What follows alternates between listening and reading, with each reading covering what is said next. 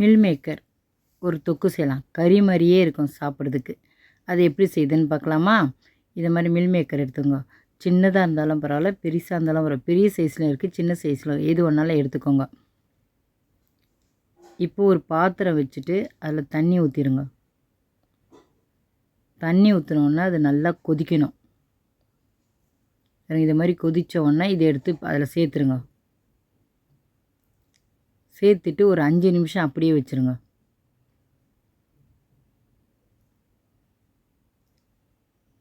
அவ்வளோதான், 5 நிமிஷம் ஆயிடுச்சு.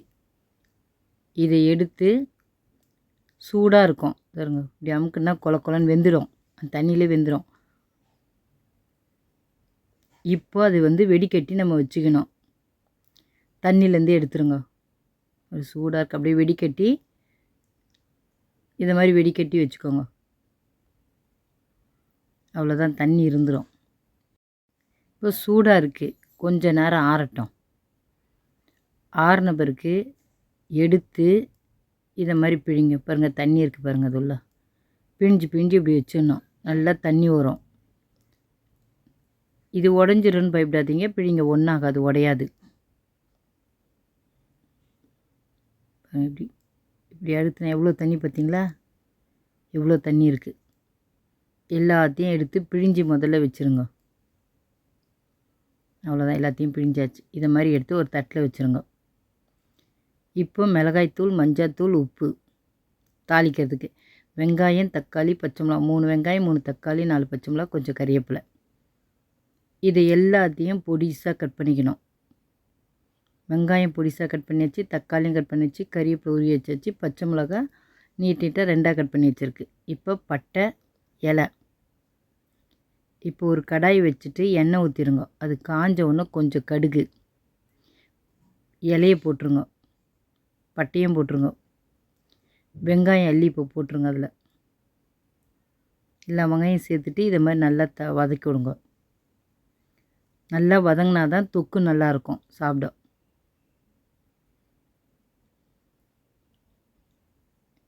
வெங்காயம் பாதியாக வதங்கிடுச்சுன்னா போடக்கூடாது.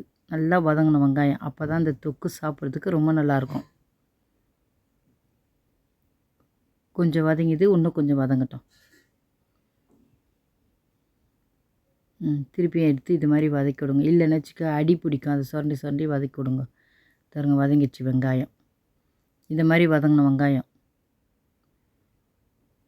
இப்போ அது கூட தக்காளி, பச்சை மிளகா, கறிவேப்பிலை 3த்தையும் ஒன்றாவே சேர்த்துருங்க.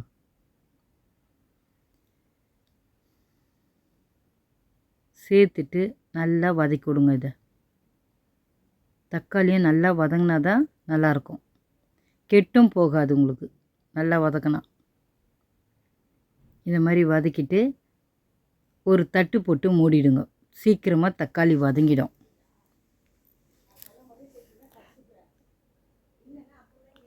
அவ்வளோதான், தட்டு போட்டு மூட்டிங்களா? இப்போ வதங்கிடுச்சான்னு பார்க்கலாம். பாருங்கள், வதங்கிடுச்சு பாருங்கள். தக்காளி நம்ம எப்படி போட்டு இப்போ எப்படி வதங்கிடுச்சு பாருங்கள். கரண்டியில் கலக்கி பாருங்கள், தெரியும். தக்காளி பாதி வதங்கிடுச்சு. இன்னும் கொஞ்சம் வதங்கிச்சுன்னா மசாலாலாம் போட்டுடலாம். நல்லா கிளறி விடுங்க. ஏன்னா ஒரு சைடு அடி பிடிச்சா கூட எல்லாம் அடி பிடிச்சிக்கும். அதனால் நல்லா எல்லாத்தையும் இந்த மாதிரி நல்லா கிளறி விடுங்க. அவ்வளோதான், தக்காளி வெங்காயம் வதங்கிடுச்சு. இப்போ அந்த மில் மேக்கர் பிழிஞ்சு வச்சுருந்த பாருங்கள், அதை எடுத்து அதில் சேர்த்துருங்க. சேர்த்துட்டு நல்லா கிளறி விடுங்க. இதையும் நல்லா கிளறிட்டிங்களா?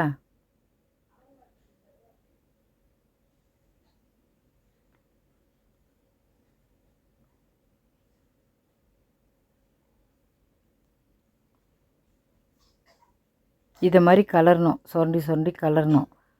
கொஞ்சம் நல்லா கலரி, அவ்வளோதான், நல்லா கலரியாச்சு. இப்போது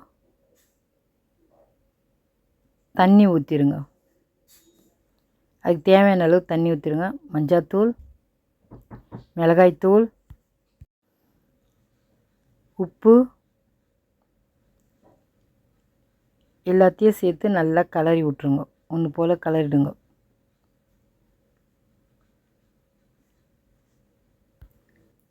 நல்லா கலரியாச்சா?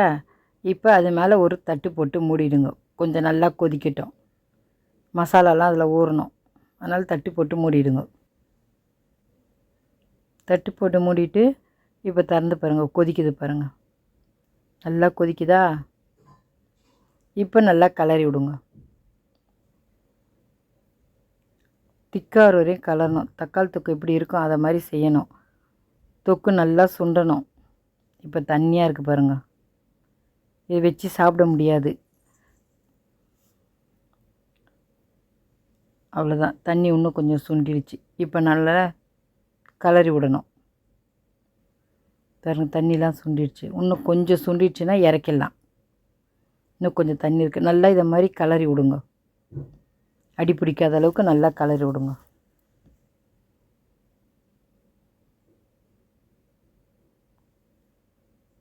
அவ்வளோதான், ஒரு தட்டு போட்டு மூடிடுங்க. இப்போ இன்னும் கொஞ்ச நேரம் சுண்டட்டும். அவ்வளோதான், தட்டை திறந்துட்டு இது பாருங்கள், இப்படியே சுண்டிடுச்சு பாருங்கள்.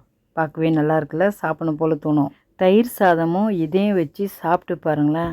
வாரத்துக்கு 4 நாள் கூட இதை செஞ்சு சாப்பிடுங்க. அவ்வளோ நல்லாயிருக்கும் சாப்பிட்றதுக்கு. தயிர் சாதத்துக்கும் இதுவும் எல்லாத்துக்கும் சாப்பிட்லாம், ஆனால் தயிர் சாதத்துக்கு ரொம்ப நல்லாயிருக்கும் இது சாப்பிட்றதுக்கு.